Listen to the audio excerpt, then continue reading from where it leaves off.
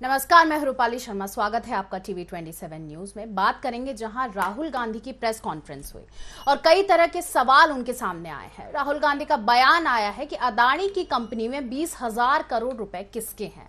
ध्यान भटकाना है तो कम सजा से कैसे बात बनेगी। भ्रष्ट व्यक्ति को क्यों बचाया जा रहा है। पीएम और अदानी का रिश्ता पुराना है। अदानी की कई शेल कंपनियां हैं। ये मुझसे डर रहे हैं, मैं इनसे नहीं डरता। मुझे मारे पीटे जेल में डालें, मुझे फर्क नहीं पड़ता। वायनाड जाकर लोगों से वो मिलना चाहते हैं। वायनाड के साथ उनका पारिवारिक रिश्ता है। सर राहुल गांधी के बयान सामने आए जिसमें उन्होंने कहा है कि देश ने मुझे प्यार दिया है और इज्जत दी है। इस वक्त की बड़ी खबर देख पा रहे हैं जहां पर अदानी की कंपनी में 20,000 करोड़ रुपए किसके हैं। इस तरीके के कुछ सवाल राहुल गांधी के सामने आए हैं। पीएम और अदानी का रिश्ता पुराना है। अदानी की कई शेल कंपनियां हैं। ये मुझसे डर रहे हैं, मैं इनसे नहीं डरता।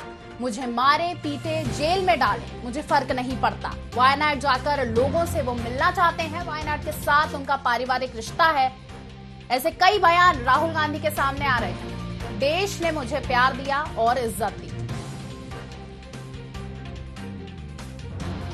इस वक्त की बड़ी खबर जहां मानहानि मामले में सूरत की विशेष अदालत के 2 साल की सजा सुनाने के अगले दिन लोकसभा से राहुल गांधी की सदस्यता समाप्त हो गई है। और आज राहुल गांधी की प्रेस कॉन्फ्रेंस हुई है जिसपे राहुल गांधी ने अलग अलग बयान दिए हैं, अलग अलग सवाल पूछे हैं। राहुल गांधी का बयान, अदानी की कंपनी में 20,000 करोड़ किसके।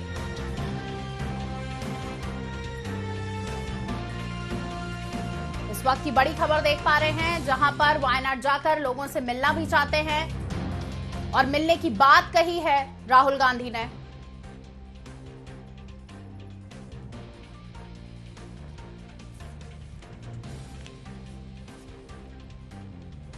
आपको बता दें, देश भर में विरोध प्रदर्शन चल रहा है कांग्रेस के कार्यकर्ताओं के द्वारा।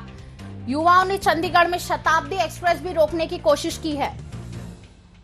मानहानि मामले में सूरत की विशेष अदालत के 2 साल की सजा सुनाने के अगले ही दिन लोकसभा से राहुल गांधी की सदस्यता को समाप्त कर दिया गया है।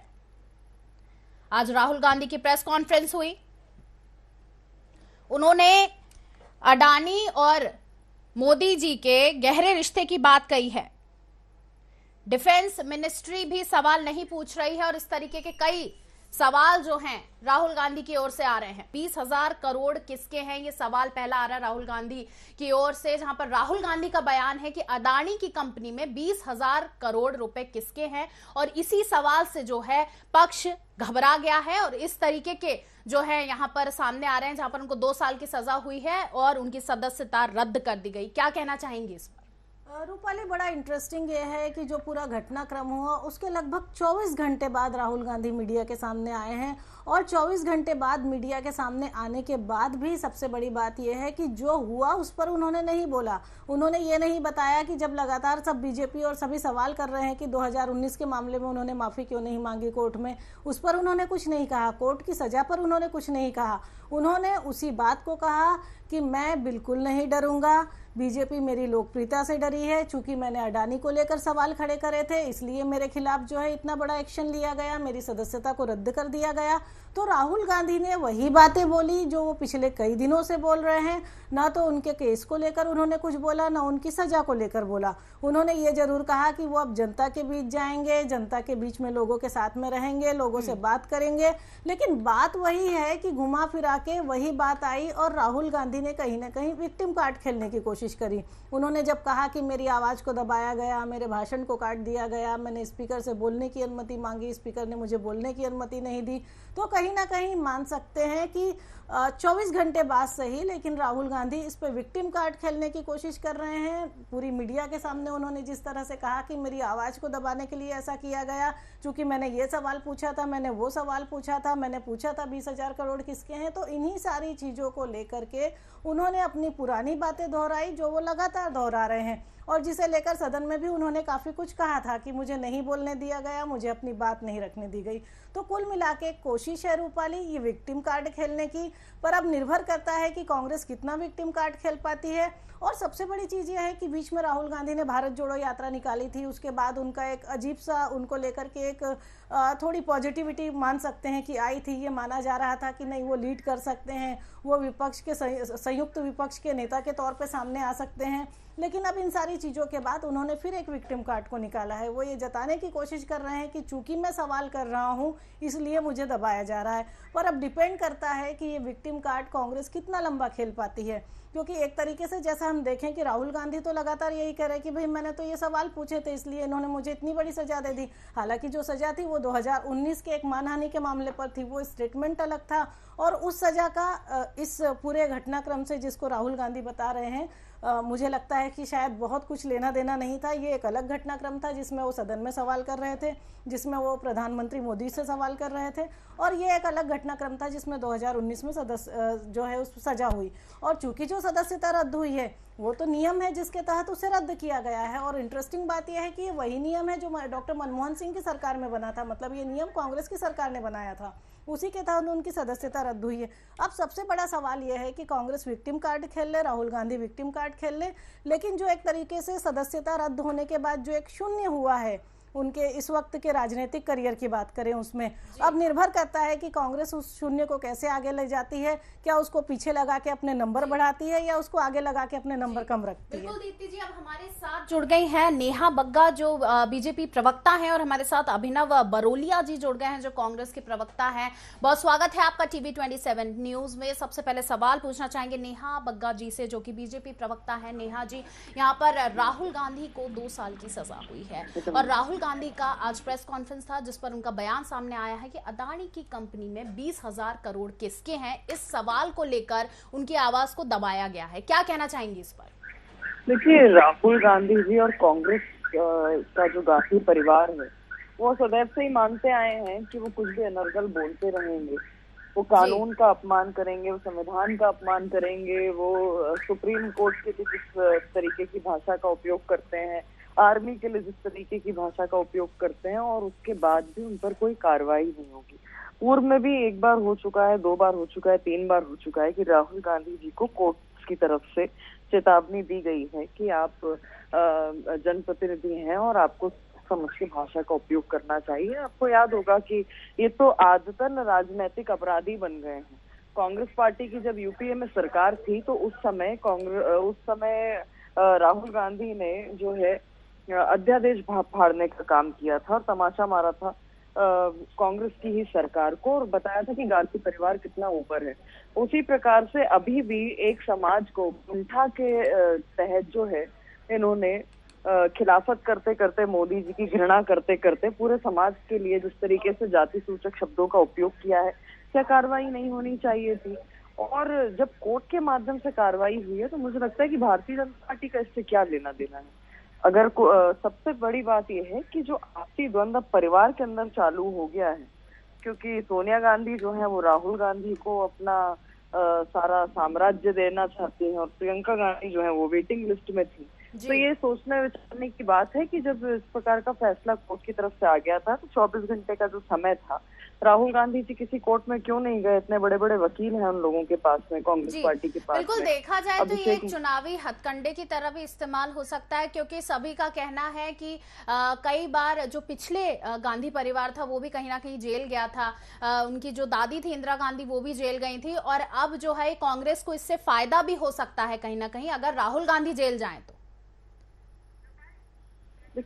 राहुल गांधी जेल जाएंगे नहीं जाएंगे ये कानून की प्रक्रिया का हिस्सा है। अभी उन अपीलेंट कोर्ट में जा सकते हैं, आगे की जो कोर्ट की प्रोसेस है सुप्रीम कोर्ट जा सकते हैं। पर सवाल ये है कि जिस प्रकार की नेहा जी कांग्रेस चुनौतियां मिलने के बाद भी कर रही है। नेहा जी, कांग्रेस विक्टिम कार्ड खेलने की कोशिश कर रही है। जेल जाना नहीं जाना तो निश्चित ही न्यायिक प्रक्रिया है, लेकिन कांग्रेस विक्टिम कार्ड खेल रही है। उसका कहना है राहुल गांधी का कि उन्होंने कहा है कि भाई मेरी आवाज दबाई गई, मैंने सवाल करे थे इसलिए मुझे इतनी बड़ी सजा दी गई और मेरी सदस्यता को रद्द किया गया और अब मैं जनता के बीच जाऊंगा। तो ये जो विक्टिम कार्ड है उससे बीजेपी को कोई नुकसान नहीं होगा? देखिए, पूर्व के कई सारे ऐसे नेहा जी, अभिनव जी और हमारी कंसल्टिंग एडिटर दीप्ति जी, आप सभी को थोड़ा सा रोकना चाहेंगे क्योंकि यहाँ पर बीजेपी की प्रेस कॉन्फ्रेंस चल रही है, वहां थोड़ा सा उनको सुनेंगे, उसके बाद हम वापस लौटेंगे। 32 लोग डिस्क्वालीफाई हुए तो बाई इलेक्शन हुआ, तो आपके लिए क्या अलग कानून बनेगा क्या? उसकी पूरी सूची मैं चर्चा कर चुका हूं, आपको अभी मैंने कुछ संकेत दिए। आज राहुल गांधी ने फिर झूठ बोला। क्या बोला? कि मैंने लंदन में कुछ नहीं कहा था। आज मैंने इस पर दिल्ली में प्रेस किया था। वो जैसे ही हारते हैं तो विदेश में जाकर भारत के लोकतंत्र का विलाप करते हैं। राहुल गांधी की पॉलिटिक्स बहुत सीधी है। हमको जनता वोट देगी, लोकतंत्र ठीक है। हम हारेंगे, लोकतंत्र खराब है।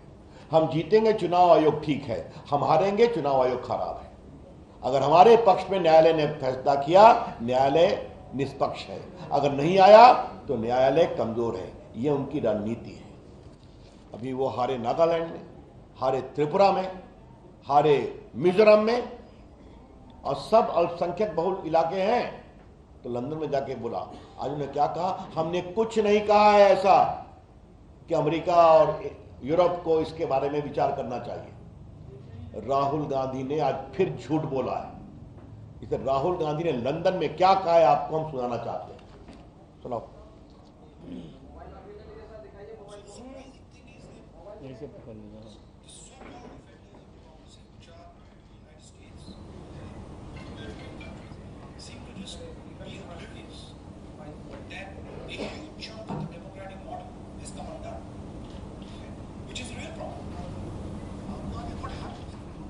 इसके बाद मेरी टिप्पणी है। मतलब क्या कहा?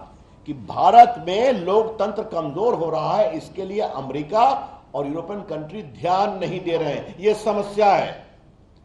ध्यान देने का मतलब क्या है? यहां हस्तक्षेप करें, यही तो हम कह रहे हैं। आज मैं राहुल गांधी की टिप्पणी दिखा दिया। राहुल गांधी ने फिर झूठ बोला कि हमने ऐसा कुछ नहीं कहा था। तो झूठ बोलना राहुल गांधी की फितरत हो गई है। जब भी विदेश जाते हैं, भारत के लोकतंत्र का अपमान करना, भारत की संस्थाओं का अपमान करना, भारत के जनमत का अपमान करना उनकी आदत हो गई है। और मोदी जी पर तो वो क्या क्या नहीं बोलते हैं। मेरे पास पूरी उनकी टिप्पणी है कि वो विदेश में क्या क्या बोलते हैं। भारत राष्ट्र नहीं है, राज्यों का संघ है। और क्या हमारे लोकतंत्र पर बर्बर हमले हो रहे हैं। और क्या पुलवामा हमला कार धमाका था, आतंकवादी धमाका नहीं था। और क्या चीन की तारीफ की कि चीन ने प्रकृति के साथ विकास किया है, सद्भावना के साथ। ये सारी उनकी टिप्पणी। और क्या कहा? बालाकोट और पुलवामा का सेना सबूत दे कहा था ना। तो सेना की शहादत का सबूत राहुल गांधी मानते हैं। और चीन के अपने ट्रस्ट में पैसे लेते हैं, ये भी आप सभी जानते हैं। दिखा दीजिएगा। ये देखिए, उनकी पूरी टिप्पणी सब कोर्ट पर है, कोई नई बात मैं नहीं कह रहा हूं। और याद करिए राहुल गांधी ने क्या कहा था कि हम लोग के फोन में पेगासिस लगाए, कहा था ना। तो क्या कहा? सुप्रीम कोर्ट की कार्रवाई में कहा जिस नेता को लगता है उनके फोन में पेगासिस है तो उनका फोन दे दे। तो राहुल गांधी ने अपना फोन क्यों नहीं दिया? क्योंकि फोन जाता तो फोन से क्या क्या निकलता, उसका डर था उनको। तो जब कार्रवाई की बात होगी तो कहेंगे नहीं। तो ये मुझे आपसे बात कहनी, राहुल गांधी को शर्म नहीं आती, करप्शन की बात करते हैं। भारत के प्रधानमंत्री नरेंद्र मोदी जी का पूरा जीवन ईमानदारी की खुली किताब है, एक धब्बा नहीं है। 9 साल से भारत के प्रधानमंत्री हैं, ईमानदारी से देश आगे बढ़ रहा है। राहुल गांधी जी भ्रष्टाचार के मामले में बेल पर है, पता है ना आप लोग को, उनको भी।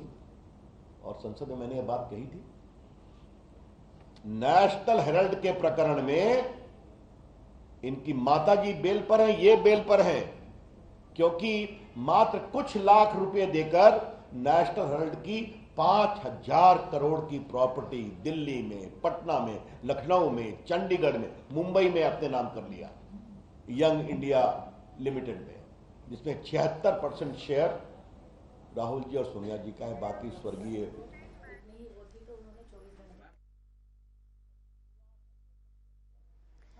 आपको बता दें यहाँ बीजेपी की प्रेस कॉन्फ्रेंस हुई थी, जहां पर पूर्व केंद्रीय मंत्री रविशंकर प्रसाद ने कई तरीके के जवाब दिए हैं। जहां पर राहुल गांधी ने करप्शन की बात कही तो उन्होंने कहा कि करप्शन, राहुल गांधी कैसे बात कर सकते हैं करप्शन के बारे में, जबकि नरेंद्र मोदी सबसे अच्छे और सबसे सहज नेता हैं जो कि करप्शन के बिल्कुल खिलाफ हैं। अब हमारे साथ जुड़े हुए हैं नेहा बग्गा जी जो कि बीजेपी की प्रवक्ता हैं, और अभिनव बरोलिया जी जो कांग्रेस के प्रवक्ता हैं, और दीप्ति चौरसिया जी जो हमारी कंसल्टिंग एडिटर हैं।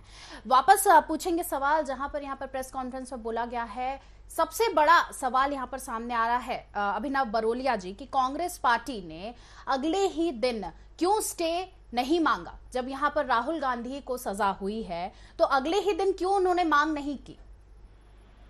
देखिए, सबसे पहले तो मैं आपको बता दूं कि 4 जज लगातार बदलती रही वहां कोर्ट में। 2 दिन पहले वहां पे केस चालू किया, उसके बाद जो सदस्यता हटानी थी वो उसकी कार्रवाई राष्ट्रपति के पास जाती है और वहां से फिर चुनाव आयोग जाता। कोई प्रोसेस नहीं किया, जल्दी जल्दी बिल्कुल बस राहुल गांधी 20,000 करोड़ का हिसाब क्यों मांग रहा है, आज भी मांगा। ये 20,000 करोड़ का हिसाब बता दो भैया, जनता का पैसा है, जनता के टैक्स का पैसा है, जनता परेशान है बेरोजगारी महंगाई से, वो जवाब नहीं देना है, बस इधर उधर की बात करना है लगातार। अभिनव जी, बीजेपी ने बोला है कि राहुल गांधी झूठ बोलते हैं। उन्होंने लंदन में क्या कहा और आज वो अपनी प्रेस कॉन्फ्रेंस में उससे मुकर गए। वो अगर 24, देखिए जज बदलना अलग बात है, वो एक सरकारी प्रक्रिया है, लेकिन सवाल यही है कि 24 घंटे के अंदर कहीं अपील क्यों नहीं करी? ने बोला कि आप क्या करोगे, जेल में डालोगे, इससे ज्यादा आप क्या करोगे, इससे ज्यादा तो कुछ नहीं कर सकते आप। लेकिन हम लोग डरेंगे नहीं, ना कांग्रेस का कार्यकर्ता डरेगा, ना नेता डरेगा। राहुल गांधी ने स्पष्ट संदेश आज दे दिया है कि भैया 20,000 करोड़ कहां से आए हैं उसका हिसाब दे दो, बता दो। इतना बड़ा घपला घोटाला करने वाले, देश को गर्त में ले जाने वाले, पूरा एयरपोर्ट, स्टेशन सब कुछ बेच डाला, एक एक चीज बेच डाली। ऐसा लग रहा है कि ये गर्मी भी बेच दी है, जो गर्मी नहीं आ रही है अभी यहाँ पर वो भी बेच दी है। तो आप सोचिए ये लोग किस निम्न स्तर पर जा चुके हैं और निम्न स्तर पर आकर राजनीति कर रहे हैं। इनके पास कहने करने के लिए कुछ भी नहीं है। नेहा जी, आप क्या कहेंगी? अब तो आप पे मौसम भी बेचने के आरोप लग गए बीजेपी पर। नहीं, देखिए राहुल गांधी जी का असर जो है अभिनव जी पर भी हो रहा है। मैं तो इन्हें बौद्धिक तौर पर बहुत स्पष्ट और उनकी जो भाषा शैली है जहां पर जा रही है वो भी कहीं कमजोर पड़ रही है। तो मैं तो आग्रह करूंगी कि राहुल गांधी जी को फॉलो ना करें इस मामले में जहां बौद्धिक स्तर की बात आए, क्योंकि एक बात बहुत स्पष्ट है कि आप विक्टिम कार्ड खेलने कुछ नहीं होगा। ये कांग्रेस पार्टी का इतिहास रहा है कि उन्होंने अपने आप को संवैधानिक प्रक्रिया से हमेशा ऊपर समझा, और उसके जो परिणाम हैं वो हमने देखे हैं। इमरजेंसी का दौर देने वाली कांग्रेस, ये कार्रवाई जो है जब इंदिरा गांधी जी पर हुई थी कोर्ट के माध्यम से, उस समय भी किस तरीके से लोकतांत्रिक प्रक्रिया को कुचलने का काम इंदिरा गांधी जी ने किया था हमारे सामने है।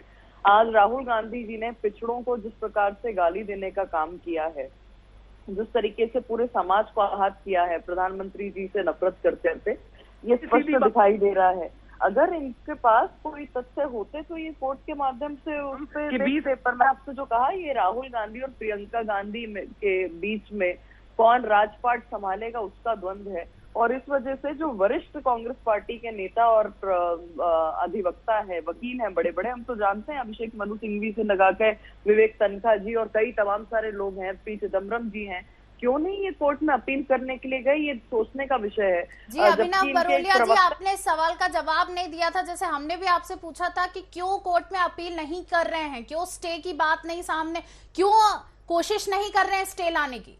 सारी चीज होगी, जो कुछ भी डिसाइड होगा। आपने अभी प्रेस कॉन्फ्रेंस में देखा आपने, हम तो अभी पैदल यात्रा भी शुरू करेंगे, फिर से भारत जोड़ो यात्रा। जनता हमारे साथ है, वही घबराहट बौखलाहट थी ना, इसलिए आपने ईडी सीबीआई सब करके देख लिया है, सजा पड़वा के भी देख ली, सदस्यता निरस्त करके भी देख ली। हम तो जनता के बीच में रहेंगे, जनता के साथ रहेंगे। 20,000 करोड़ कहां से आया है, इतना बता दो आप। अब देखा जा रहा है, कल भी जैसे दीप्ति जी हमने देखा कि आम आदमी पार्टी भी कहीं ना कहीं समर्थन कर रही है राहुल गांधी का। तो क्या माना जाए कि पक्ष विपक्ष पूरे मिलकर बीजेपी से अब कोई लड़ाई लड़ने की प्रक्रिया करेंगे? बिल्कुल रूपाली, ये एक घटनाक्रम है जिसे देखकर ये कहा जा सकता है कि विपक्ष जो संयुक्त होने की कोशिश कर रहा था, विपक्ष जो एकजुट होने की कोशिश कर रहा था, वो विपक्ष शायद इस घटनाक्रम के बाद अब एक हो जाए। क्योंकि जिस तरीके से जब राहुल गांधी की सदस्यता रद्द हुई थी तो एक के बाद एक सभी विपक्षी दलों के उनके पक्ष में बयान आए थे, उन्होंने इसे गलत ठहराया था। तो बस अगर ये देखा जाए तो सबसे बड़ा घटनाक्रम अगर कोई हो सकता है तो वो यही हो सकता है कि जिस विपक्ष को बहुत सारे राजनीतिक घटनाक्रम एक नहीं कर पाए, जिसमें हम बिहार की बात करें तो बिहार में नीतीश कुमार खुद को पीएम मटेरियल बताते हैं, जो तेलंगाना के सीएम है वो खुद को पीएम मटेरियल बताते हैं। तो ऐसे में ये जरूर कहा जा सकता है कि विपक्ष संयुक्त तो हो सकता है, लेकिन उसमें भी अब सबसे बड़ा सवाल ये है कि क्या वो राहुल गांधी की लीडरशिप में एक होगा या वो सब एकजुट होंगे और उसके बाद उनकी कोई लीडर तय होंगे। तो कम से कम अभी ये जरूर देखा जा सकता है कि पूरे विपक्ष ने एक सुर में राहुल गांधी का साथ दिया है और कहीं ना कहीं जो पूरा घटनाक्रम रहा उसको जो है उन्होंने उसकी निंदा करी है। जी नेहा जी, अगर पूरा विपक्ष एकजुट हो जाता है तो बीजेपी की क्या रणनीति रहेगी? क्या बीजेपी डरेगी या डटकर सामना करेगी? देखिए, ये तो देश की जनता को देखना है, जनता को तय करना है। एक तरफ भ्रष्टाचार का तंत्र है और जितने भ्रष्टाचारी हैं वो चोर सारे मुसहरे भाई हो चुके हैं। और अगर इन्होंने कोई भ्रष्टाचार नहीं किया तो एजेंसी से घबराते क्यों हैं? इस प्रकार से एकजुट होने का जो आपने देखा है कि कहीं पर कोई है कहीं पर कोई है, एकजुटता तो कहीं पर विपक्ष में है नहीं।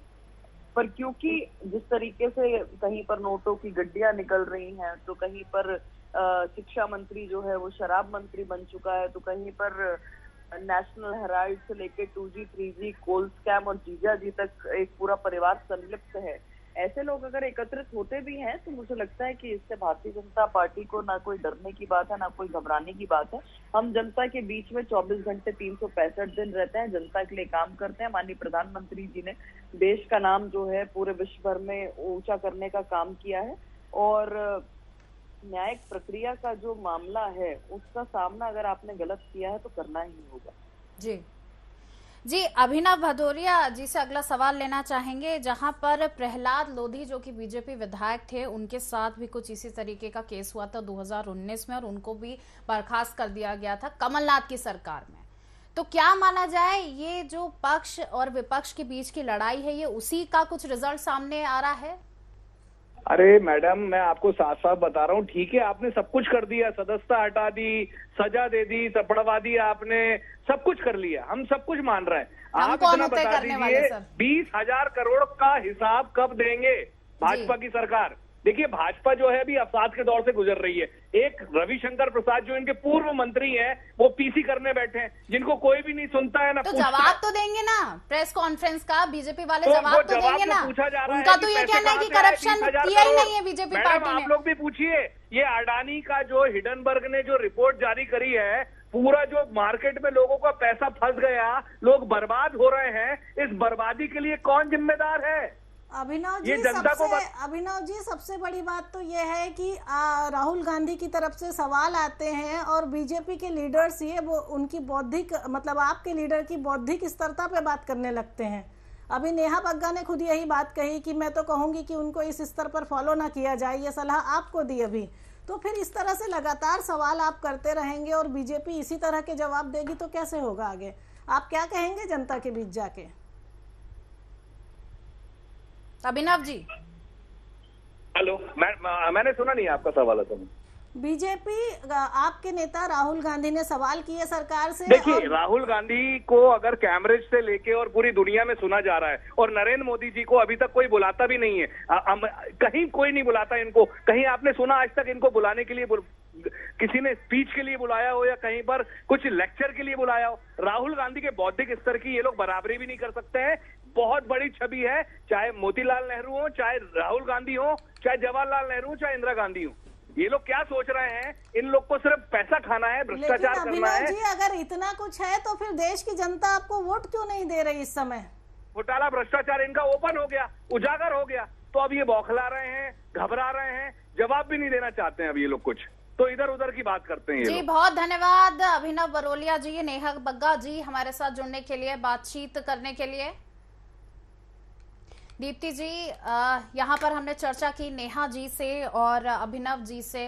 पक्ष और विपक्ष दोनों के ही अपने अपने जवाब हैं। क्या कहना चाहेंगे इस बातचीत के बारे में? देखिए, दोनों ही अपनी बात रख रहे हैं। जो कांग्रेस है वो सिर्फ सवाल कर रही है और जो बीजेपी है वो उस पर जो है पलटवार कर रही है। तो लगातार जो राजनीतिक दलों में जैसा होता है कि एक तरफ से आरोप लगते हैं, दूसरी तरफ से आरोप का प्रत्यारोप लगते हैं, तो लगातार वो चल रहा है। ना राहुल गांधी के सवालों के जवाब किसी ने दिए हैं, ना जो है जो बीजेपी कह रही है उसके सवालों के जवाब कांग्रेस देने को तैयार है। बस इनका लगातार यही कहना है कांग्रेस का कि अब हम जनता के बीच जाएंगे। लेकिन अब सबसे बड़ी बात यह है कि जिस तरीके से बीजेपी हर बार सवाल उठा देती है राहुल गांधी को लेकर, जिस तरीके से अभी नेहा बग्गा ने भी उठाया, तो उस इमेज को कैसे जो है राहुल, हालांकि भारत जोड़ो यात्रा में काफ़ी कुछ कम हुई वो इमेज, लेकिन उन चीज़ों से कांग्रेस कैसे आगे निकलेगी? फिर वही बात है कि इस वक्त हम ये मान सकते हैं कि शून्य पर हैं, लेकिन वो शून्य कहाँ है? उस शून्य को आगे बढ़ाकर कितना आगे बढ़ सकते हैं, कितना कांग्रेस का वेटेज बढ़ सकता है? मतलब सियासत में जो जीरो की स्थिति है उससे राहुल गांधी हीरो बन पाएंगे या नहीं, ये एक सबसे बड़ा सवाल है। और दूसरी बात यह है कि ये जो बड़ा घटनाक्रम है, इसके चलते सारे पुराने घटनाक्रम तो खत्म हो चुके हैं, लेकिन ये बड़े सियासी घटनाक्रम के बाद क्या सियासत की जो है चाल बदलेगी? क्या सियासत का अंदाज बदलेगा? क्या सारे विपक्षी दल एक साथ आ जाएंगे? क्या सिर्फ वो है चिट्ठी लिखकर या अपने स्टेटमेंट देकर निंदा करेंगे? और अगर वो एक साथ आएंगे तो क्या वो कांग्रेस को साथ रखना पसंद करेंगे? और अगर वो कांग्रेस को साथ रखना पसंद करेंगे तो क्या वो राहुल गांधी के नेतृत्व में आगे बढ़ने के लिए तैयार होंगे या नहीं होंगे? क्योंकि इनसे तय यही होना है कि 2024 की राजनीति अब क्या होगी और 2023 के जो 4 राज्यों के विधानसभा चुनाव हैं उसमें कांग्रेस इसको कैसे कैश कराती है। जी, जैसे आज प्रेस कॉन्फ्रेंस में राहुल गांधी ने पीएम और अडानी के पुराने रिश्ते के बारे में बात की है, तो क्या लगता है कांग्रेस पार्टी को इससे कोई फायदा होगा अगले चुनाव में? देखिए, बात वही है कि कांग्रेस पार्टी लगातार सवाल उठा रही है और कांग्रेस पार्टी जो है इन्हीं सवालों को लेकर जनता के बीच जाएगी, क्योंकि कांग्रेस यही जताना चाहती है कि बीजेपी की सरकार भी जो है जो वो उनके अंदाज में कहें कि बीजेपी की सरकार में भी करप्शन है। ऐसा नहीं है कि बीजेपी की सरकार में करप्शन नहीं है, तो यही बात वो जनता के सामने लेकर जाना चाहती है। इसीलिए इन सवालों को बार बार दोहराया जा रहा है, क्योंकि जब तक चुनाव आए तब तक ये सवाल जनता के बीच आ जाए। लेकिन उन्हीं के काउंटर में जो है बीजेपी लगातार कह रही कि राहुल गांधी झूठ बोलते हैं, और झूठ बोलने का उन्होंने जो वो पेश किया, उन्होंने उस वीडियो को दिखाया जिसमें राहुल गांधी ने स्टेटमेंट दिया था लंदन में जाकर, और यहाँ पर आकर उन्होंने कहा मैंने ऐसा कोई बयान नहीं दिया। तो दोनों ही दल अपनी अपनी बातें रख रहे हैं और दोनों जनता के बीच इस बात को रखेंगे। लेकिन सबसे बड़ी बात यह है कि इसमें आरोप प्रत्यारोप है। जो सवाल राहुल गांधी के हैं उसके जवाब बीजेपी की तरफ से नहीं है, जो सवाल बीजेपी के हैं उस पर राहुल गांधी कुछ नहीं बोल रहे हैं या कांग्रेस कुछ नहीं बोल रही है। तो कांग्रेस एक कोशिश जरूर कर रही है विक्टिम कार्ड खेलने की, लेकिन सफल कितना होती है ये 2023 के विधानसभा चुनाव में भी काफी हद तक रिफ्लेक्ट होगा और 2024 के लोकसभा चुनाव में तो जरूर होगा। जी, बहुत धन्यवाद दीदी चौरसिया जी हमारे साथ जुड़ने के लिए इस बातचीत में। यहाँ पर हमने देखा राहुल गांधी का बयान सामने आया, जहाँ पर उन्होंने कई तरीके के सवाल किए, अदानी को लेकर तो कहीं सवाल किए भ्रष्टाचार को लेकर। अब देखना यह है कि क्या राहुल गांधी को 2024 चुनाव में फायदा होने वाला है या कांग्रेस पार्टी पूरी तरह डूब जाएगी। इस बुलेटिन में फिलहाल इतना ही। तमाम अपडेट्स के लिए देखते रहिए TV 27 न्यूज। धन्यवाद।